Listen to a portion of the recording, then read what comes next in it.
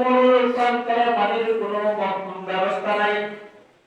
হঠাৎ করে একদিকে তাকালেন, তাকাইয়া দেখেন পাহাড়, যে পাহাড়টা হলো সাফা পাহাড়, ওই পাহাড়ের মধ্যে সূর্যটা যখন উঠলেন তখন পাহাড়ের দিকে সূর্যের কিরণ যখন চলে গেল, ওই পাহাড়ে যখন জলমল জলমল করতেছে, মা ভাবতেছে ওই সাফা পাহাড়ে সম্ভবত ঝর্ণার পানি প্রবাহিত হতেছে। সন্তানকে ওই জায়গার মধ্যে রাখিয়া সাফা পাহাড়ে একটা দৌড় দিয়ে গেল। তাইয়া দেখে এই সাফা পাহাড়ের পানি এক বিন্দু পানির কোনো ব্যবস্থা নাই। সাফা পাহাড় থেকে যখন আমার সন্তানের দিকে তাকায়, তাকাইয়া দেখে সন্তানটা ছটফট করতেছে, ছটফট করতেছে।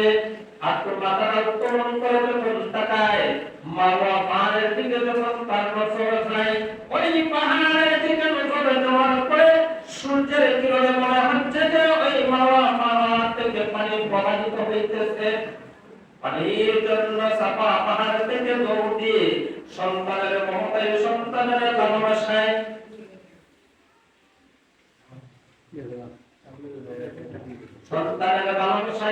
সাফা থেকে মারওয়া, মারওয়া থেকে সাফা, এইভাবে একবার সাফা থেকে মারওয়া, মারওয়া থেকে সাফা পর্যন্ত 7টা দৌড় দিল। মায়ের জান আর কুলায় না, মা দৌড়াইতে পারতেছে না, কিন্তু সন্তানের দিকে তাকাইয়া দেখে সন্তান পানির জন্য ছটফট করতেছে। 7টা দৌড় দেওয়ার পরে মা যখন হায়াত নিয়ে গেল, ক্লান্ত হয়ে গেল, ক্লান্ত অবস্থায় যখন সন্তানের দিকে তাকাইল, তাকাইয়া দেখে সন্তানের কাছ থেকে আল্লাহর কুদরতি এক ধরনের পানি উত্তোলন হইতে শুরু করলো। তার কাছ থেকে এই পানির জন্য সাফা গেল, মারওয়া গেল, দৌড়াদৌড়ি করার পরে ক্লান্ত হয়ে গেল, পানি খুঁজে পায় না। হঠাৎ করে তাকায় থেকে আল্লাহর অশেষ মেহেরবানি এই ইসমাঈল আলাইহিস সালাতু ওয়াস সালামের পায়ের মোড়া দিয়ে আঘাত করার জায়গা থেকে পানি উঠতে শুরু করেছে। ওনারা আমরা কি করলেন, ওই পানিটাকে পাথর দিয়ে চতুর্দিক থেকে আটকিয়ে দিলেন। ওই যে ইসমাঈল আলাইহিস সালাতু ওয়াস সালাম থেকে পানি উঠতে শুরু করেছে, বরকতের পানি আজ পর্যন্ত শেষ হয় না। পৃথিবীর প্রত্যেকটা স্থানে ওই পানি যাইতেছে। পৃথিবীর পাখিগুলা, পৃথিবীর মানুষগুলা ওই পানিগুলা যখন পান করে, দুনিয়ার অন্য পানির চাইতে ওই পানির স্বাদ আলাদা হয়। ওই পানিটা পান করার পর এত পানি পান করতেছে, আদৌ পর্যন্ত ওই পানি শেষ হইতেছে না। কেন শেষ হয় না? এই পানিটা সাধারণ পানি নয়, এটা বরকতের পানি, এটা আল্লাহর রহমতের পানি, আল্লাহর কুদরতের পানি। এমন বিপদ থেকে যখন আল্লাহ তাআলা ইসমাঈল আলাইহিস সালাতু ওয়াস সালামকে আস্তে আস্তে করে শিশু থেকে একটু কিশোর পর্যায়ে চলে গেল, একটু হাঁটা শুরু করলো, একটু বড় হলো। এবার হযরত ইসমাঈল আলাইহিস সালাতু ওয়াস সালাম শিক্ষা গ্রহণ করবে। শিক্ষা হলো এই জায়গার মধ্যে কোনো প্রতিষ্ঠান ছিল না, অন্য কোনো মানুষও ছিল না। বাবারে হযরত ইসমাঈল আলাইহিস সালাতু ওয়াস সালাম সর্বপ্রথম প্রাথমিক শিক্ষাটা যার কাছ থেকে নিয়েছিলেন তিনি হলেন ওনার মা। ওনার মায়ের কাছ থেকে এই আদর্শ শিখেছিলেন। বেশ কিছুদিন যাওয়ার পর সন্তান একটু জাগ্রত হয়েছে, 9-10 বছর হয়েছে, 12 বছর, এরকম অবস্থা হওয়ার পরে আল্লাহর হুকুম হইল ইব্রাহিম আলাইহিস সালামের উপর যে আপনার সবচেয়ে শখের জিনিস, সবচেয়ে মহব্বতের জিনিস, সবচেয়ে ভালোবাসার জিনিস, ওই জিনিসটা আল্লাহর রাস্তায় কুরবানি করে দেন। আর রাস্তায় কুরবানি করতাম আল্লাহর রাস্তায়। হযরত ইব্রাহিম আলাইহিস সালাম কুরবানি করে 10টা পড়ে 100 পড়ে কুরবানি কবুল হয় না। আল্লাহ বারবার স্বপ্ন যুগে দেখাচ্ছেন যে শখের এবং মহব্বতের ভালোবাসার সবচেয়ে কাছের ভালোবাসার জিনিসটাকে কুরবানি। বুঝে পাইলেন আমার ওই পৃথিবীর বুকে সবচেয়ে খাসের এবং মহব্বতের আমার ঘর ফসল হিসেবে আমি যাকে পেয়েছি আমার সন্তান, সন্তানের থেকে আর কাছের কেউ হইতে পারে না। উনি আমার ওই সন্তানের কাছে গেলেন। এখন মনে করেন আমাদের যে যুগ, আমাদের যে অবস্থান বর্তমান, আমি যদি আমার বিবিকে সন্তান দিয়ে আলাদা করে 3 বছর আগে 3 বছর পরে যদি আমি ওই আমার বিবির কাছে সন্তানের দাবি করি, আমার কোন অবস্থা হবে? আমার বিবিকে আমার সন্তানকে আমার কাছে দিলে আমার তুলে নিতেই দিবে না, আমার করার জন্য দিবে না। কিন্তু পয়গম্বর ইব্রাহিম আলাইহিস সালামের স্ত্রী এই যে শিশু সময় বিপদে রেখে আসছিল, যখন সন্তান জাগ্রত হয়েছে, মোটামুটি বুঝতে শিখেছে, তখন ইব্রাহিম আলাইহিস সালাম দেয়া ওই সন্তানকে সাথে নিয়ে বাহিরে যাবে। এমন অবস্থায় হযরত ইসমাঈল আলাইহিস সালামকে সুসজ্জিত করে সাজায় যখন বাইরে নিয়ে গেছেন, তার মধ্যে দুইজনের মাঝখানে একজন পরামর্শ দেওয়া আছে, তার নামকে ইবলিস। শয়তানকে নিয়ে বাবা যখন বাইরে হইলেন, মা একা ঘরের মধ্যে বসে আছেন, আর একদিকে সন্তানকে নিয়ে বাবা হাঁটতেছে, কোথায় নিয়ে যাইতেছে? আল্লাহর রাস্তায় কুরবানি দেওয়ার জন্য। যখন বাবা সন্তানকে নিয়ে বাইরে হইলেন, মুরব্বি ফেরেশতার রূপ নিয়ে পাগড়ি মুড়াইয়া বেঁধে মায়ের কাছে মুরব্বি আসলেন, এসে বলতেছেন, তুমি যে তোমার সন্তানকে দিয়ে দিলা তার বাবার সাথে, যে বাবা এত নিষ্ঠুর, এত অশান্ত, শিশু সময় তোমাকে এবং তোমার সন্তানকে মরুর প্রাণ করে রেখে গেছে, আজকে তোমার সন্তানকে তুমি কষ্ট করে লালিত পালিত করে একটু জাগ্রত করেছো, বুঝতে শিখেছে, এমন অবস্থায় তোমার সন্তানকে নিয়ে তোমার স্বামী কোথায় যাচ্ছে তুমি কি জানো? মনে করতেছে না, আমি তো জানি না। তাহলে শয়তান বলতেছে, তাহলে জেনে নাও, তোমার সন্তানকে নিয়ে গলায় ছুরি দিয়ে মাথাটা আলাদা করে দিবে, এই জন্য নিয়ে যাইতেছে। বুঝেন? এমন একটা খবর যখন সন্তানের নামে মায়ের শুনে, তাহলে মায়ের হালত কিরকম হয়? কিন্তু মা আল্লাহকে ভালোবাসতেন, মহব্বত করতেন, এবং স্বামী যে পয়গম্বর, স্বামী যে নবী, এটাও মা জানতেন। আর নবীরা কোনদিন পাপ করে না, এটাও তিনি জানতেন। উনি বলেছেন, আমার সন্তান যদি আমার সন্তানকে তার বাবা নিয়ে গেছে, যদি কুরবানি করে তার রব যদি তাকে হুকুম দিয়ে থাকে, তাহলে আমার মায়ের কোনো সমস্যা নাই, আমি মা আল্লাহর আদেশের উপরে খুশি আছি। বলেন সুবহানাল্লাহ। শয়তান বলেছে, এটা তো পয়গম্বরের স্ত্রী, বয়স্ক মানুষ, জ্ঞানী মানুষ, বুঝে ফেলেছে, তার কাছে পরামর্শ দেওয়া শোভা পাবে না, চলে যাই। আর ইব্রাহিমের কাছে পরামর্শ দিলে আমি শয়তানের অস্তিত্ব থাকবে না। এই শিশু বাচ্চা তাকে ভয় দেখায় যদি কোনো কাজে লাগে। উনি ইসমাঈল আলাইহিস সালামের মায়ের কাছ থেকে চলে যাইয়া বাবার কাছে না চাইয়া ওই শয়তান বাবার সামনে আসতেছে, ছেলে পিছনের দিকে আসতেছে, ছেলের কাছে যায় বলতেছে, হ্যাঁ ইসমাঈল, তুমি কি জানো তোমাকে কোথায় নিয়ে যাচ্ছে তোমার বাবা? উনি বলতেছে, না আমি তো জানি না, আমি বাবার সাথে একটু ঘুরতে যাইতেছি, বেড়াইতে যাইতেছি।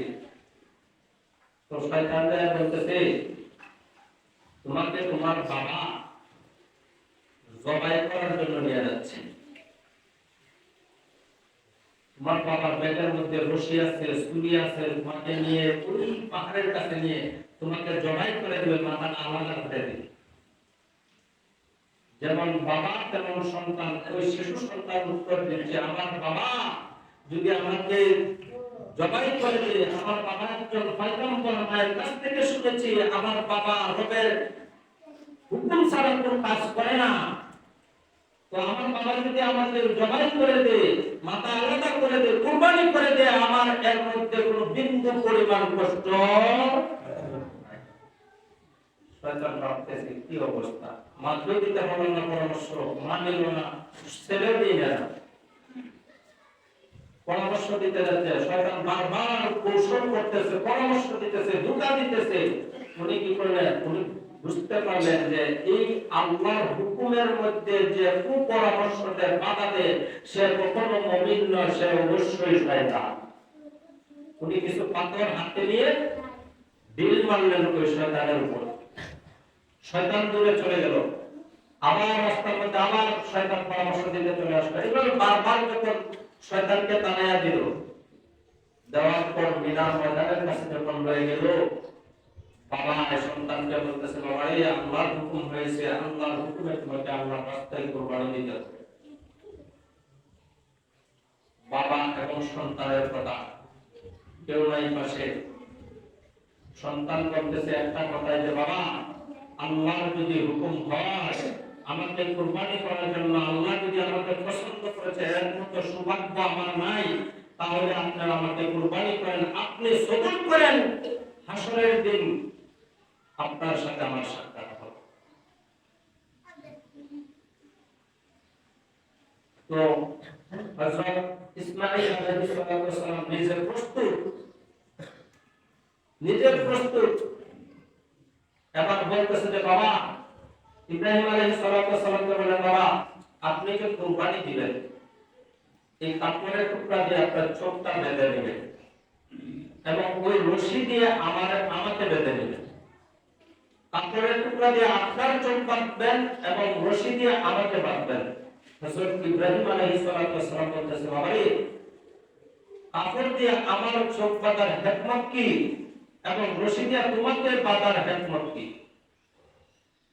যোগ্য বাবার যোগ্য সন্তান ইসমাঈল আলাইহিস সালাম বলতেছেন, বাবা কাপড় দিয়ে আপনার চোখ বাঁধার হিকমত হলো এই, যখন ছুরি আমার গলায় চালাবেন, যদি যারা পরিমাণ সন্তানের মমতা ভালোবাসা, চোখ যখন দুইটা চোখ যখন একত্রিত হয়ে যাবে, সামান্য পরিমাণ ভালোবাসা যদি আসে আমি সন্তানের প্রতি, তাহলে আল্লাহ তাআলা ওই কুরবানি কবুল নাও করতে পারে।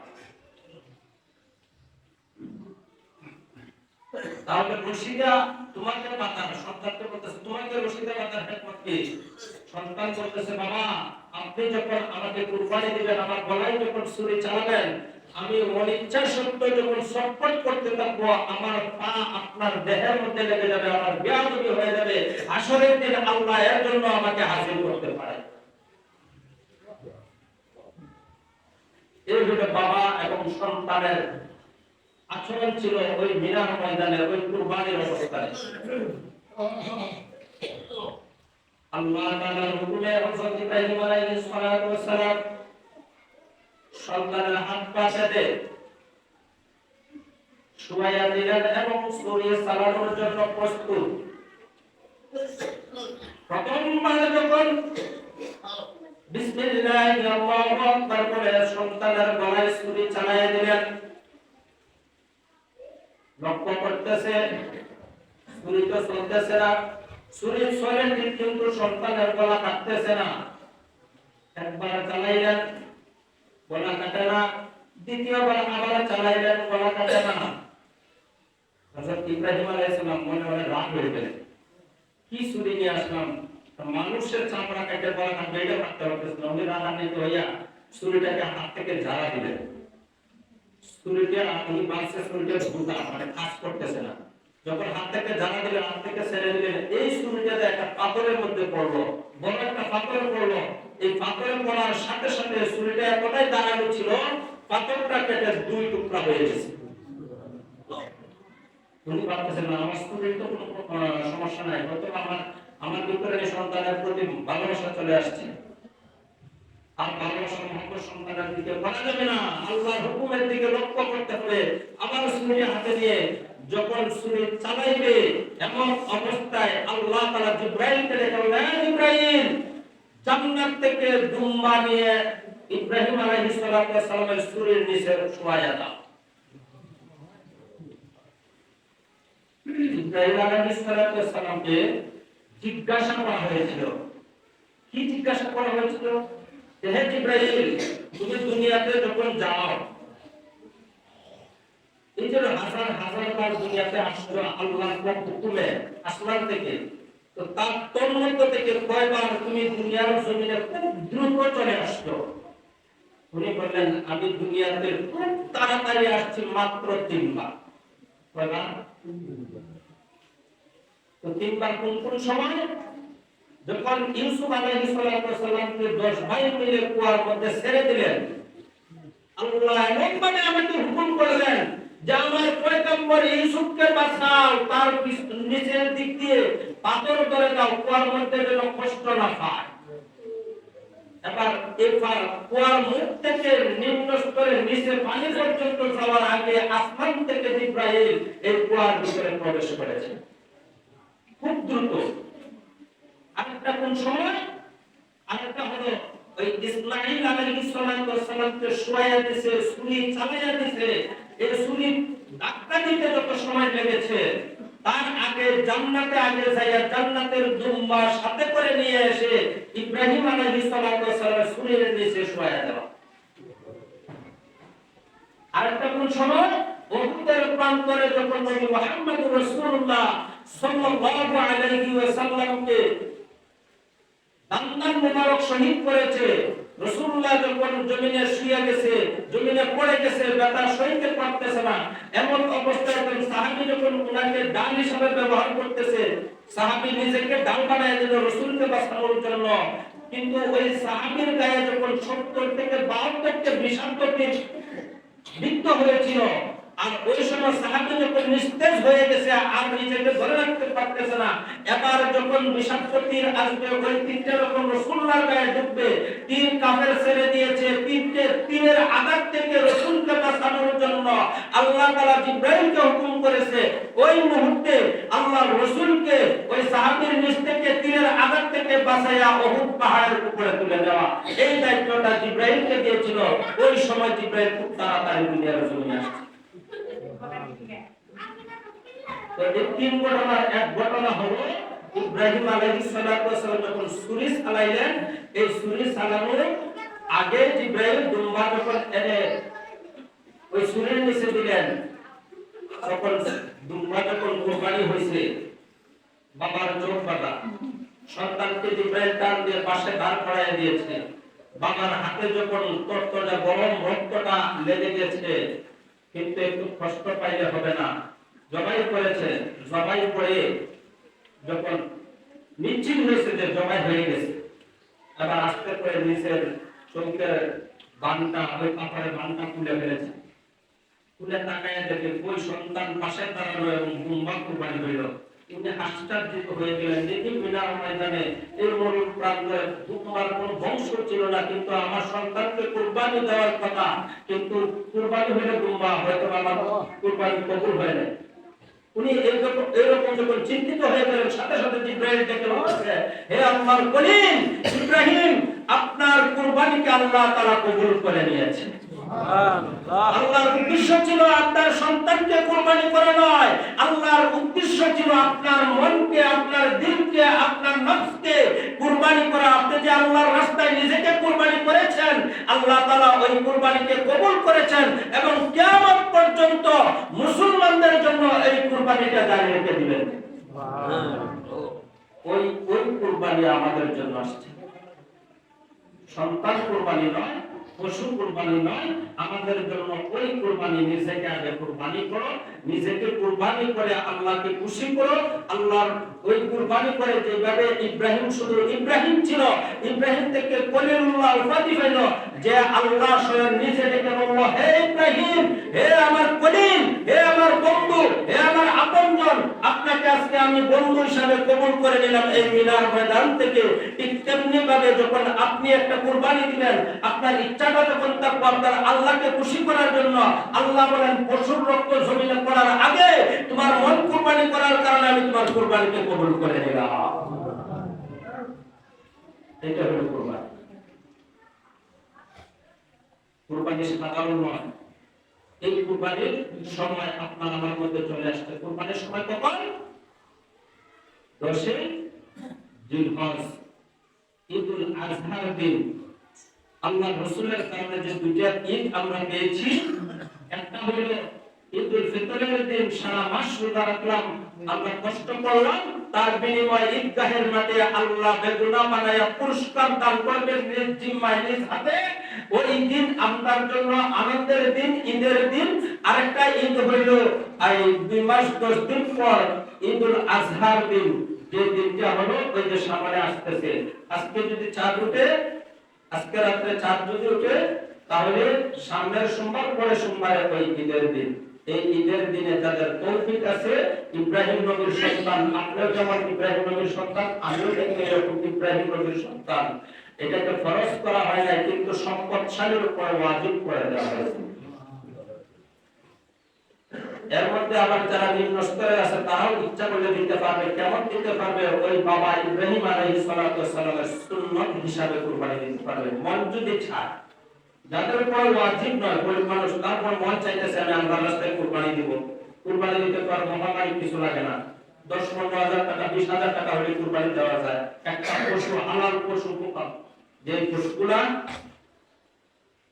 আপনার ছাগল, এখন গরু, গরু যদি দেন সুযোগ করে দিছে, মানুষের যাতে জুলুম না হয়, একটা গরুর মধ্যে 7টা নাম দেওয়া যায়।